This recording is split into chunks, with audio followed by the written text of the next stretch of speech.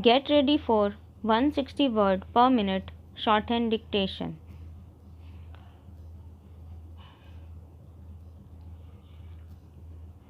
Start. The new National Education Policy NEP 2020 aims to provide universal access to quality education and bridge the gap between the current state of learning outcomes and what is required through undertaking major reforms that bring the highest quality, equity and integrity into the system from early childhood care and education through higher education. It suggests that where it differs from previous policies is that in addition to the issues of access and equity, the present policy lays on emphasis on quality and holistic learning. The outcome sought in higher education is more than the creation of greater opportunities for individual employment. It represents the key to more vibrant, socially engaged, cooperative communities and a happier, cohesive, cultured, productive, innovative, progressive, and prosperous nation. In a brief paragraph on medical education, it states that the aims is to train healthcare professionals primarily required for working in primary care and secondary hospitals.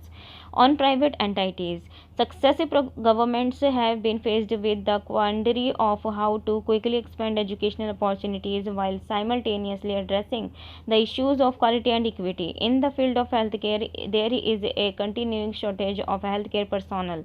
The infrastructure required for high quality modern medical education is expensive. Faced with public demand for high quality medical care on the one hand and severe constraints on public resources on the other, private entities have been permitted to establish medical educational institutions to supplement government efforts. Though they are supposed to be not for profit, taking advantage of the poor regulatory apparatus and the ability to both tweak and create rules, these private entities, with very few exceptions, completely commercialized education. None of the three stated objectives of the medical education has been achieved by the private sector, that is providing healthcare personnel in all parts of the country, ensuring quality and improving equity. The overwhelming majority of private medical colleges provide poor quality education at extremely high costs. Faced with this situation, the public has approached the polity, the executive and the courts to ensure quality, equity if not the quality. The results have been patchy. On and off, there have been attempts to regulate fees, sometimes by governments and sometimes by courts. Faced with the fundamental contradiction that all governments have been complicit in violations of their own policies to ensure quality as well as equity, these efforts have not been fruitful. The executive, primarily the Medical Council of India, has proven unequal to the task of ensuring that private institutions comply with regulations. When the courts are approached, which issues are seen as important depends on the bench.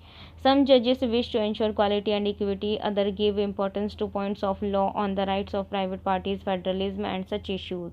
It was in this situation that the Board of Governors, which replaced the Medical Council of India as an interim before the National Medical Commission became operative, introduced the National Eligibility Cum Entrance Test, undergraduate or NEET UG, as a single all India gateway for admission to medical colleges. It is well known, though not easy to prove, that entrance examinations being held by almost all private colleges were a farce, and seats were being sold to the highest bidder. Challenged in courts after an initial setback, the NEET scheme has been upheld. India's growth in the first quarter of 2020-21 at minus 23.9% showed one of the highest contractions globally. Global growth prospects for 2020 have been projected by a number of multilateral institutions and rating agencies, including that for India. The 2020-21 real GDP growth for India is forecasted in the range of minus 5.8%. The Reserve Bank of India's survey of professional forecasters to minus 14.8%. Goldman Sachs, the Organization for Economic Cooperation and Development (OECD), in its September 2020 interim economic outlook has projected a contraction of minus 10.2% in financial year 2021 for India.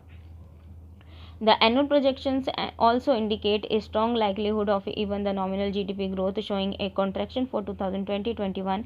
The latest data released by the Ministry of Statistics indicate a consumer price index (CPI) inflation rate of 6.7% for August 2020. The average CPI inflation during the first 5 months of 2020-21 is estimated at 6.6%. Given the injection of periodic liquidity into the system and the inflation trends, the year as a whole may show a CPI inflation of close to 7%. Since deflator-based inflation tends to be lower than the CPI inflation, it may be about 5% or less. In fact, in the first quarter of 2020-21, the GDP-based deflator was only 1.8%. If we take the OECD's real GDP growth projection at minus 10.2% and a deflator-based inflation of about 5%, the implied contraction in nominal GDP is about minus 5.0% for 2020-21. It is true that some of us felt at one time that the economy might not do too badly because some key sectors such as agriculture and related sectors, public administration, defense services and other services may perform normally or better than normal given the demand for health relief and revival expenditures. We had even expected that a small positive growth might be possible. The recently released national income figures for quarter 1 of 2020-21 hold no such hope. What is most surprising in the quarter 1 data is that the sector public administration, defense and other services contracted at minus 10.3%. This means that there was no fiscal stimulus. Independent estimates show that states' capital spending fell by 43.5%. The worsening of the fiscal deficit appears to be because of a decline in revenue than increase in expenditure. Revenue erosion. The policy challenge for the remaining part of the fiscal year is to minimize this sharp contraction, any momentum in real and nominal growth. A sharp contraction in nominal GDP growth has significantly adverse multiplications for the prospectus of central and states tax revenues, which may both contract. In the first quarter of 2020-21, the center's gross tax revenues contracted by minus 32.6%, and the CAG-based data pertaining to 19 states have show a contraction of minus 45% in their own tax revenues. This implies a negative buoyancy of about 1.65 in the combined tax revenues of central and state governments in the first quarter. Given the adverse impact of the lockdown, even the budgeted non-tax revenues are not likely to be released. The revenue calculations of the budget were made on the assumption that the nominal income of the country would grow at 10%. With the prospect of a contraction in nominal growth, tax revenues of the center would show a considerable shortfall as compared to the budgeted amounts. Some estimates indicate that the tax and non-tax revenue and non-debt capital receipts in the current fiscal may fall well short of the budget estimates by an amount higher than rupees 5 lakh crore. The combined fiscal deficit of the center and the states will have to make up for the shortfall in tax and non-tax revenues if the level of budgeted expenditures is to be maintained.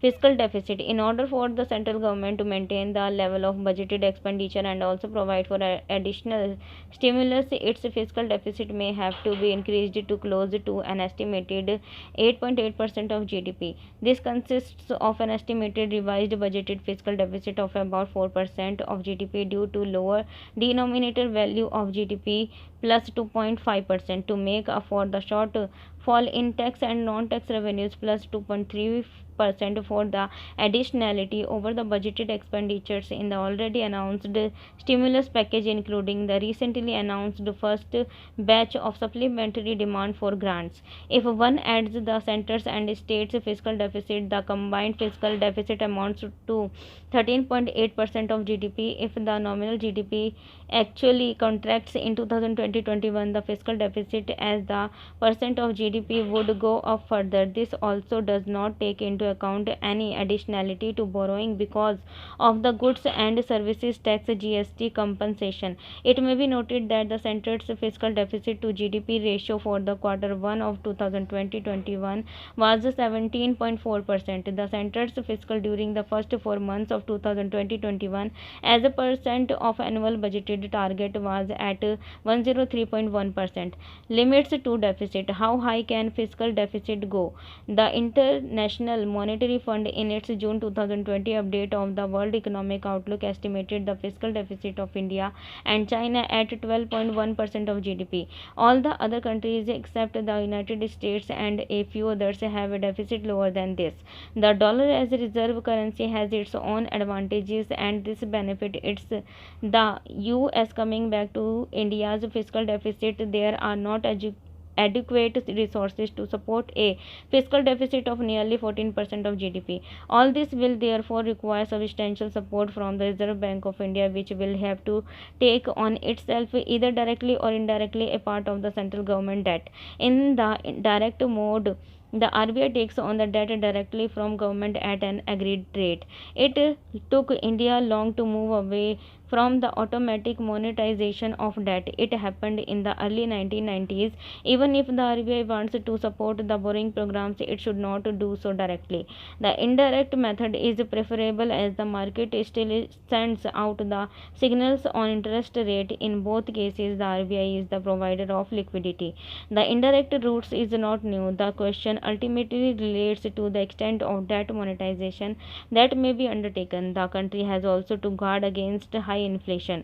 This fisc is caught in a serious dilemma. The economic situation warrants enhanced government expenditure. The fiscal deficit will go well beyond the mandated level, more than twice.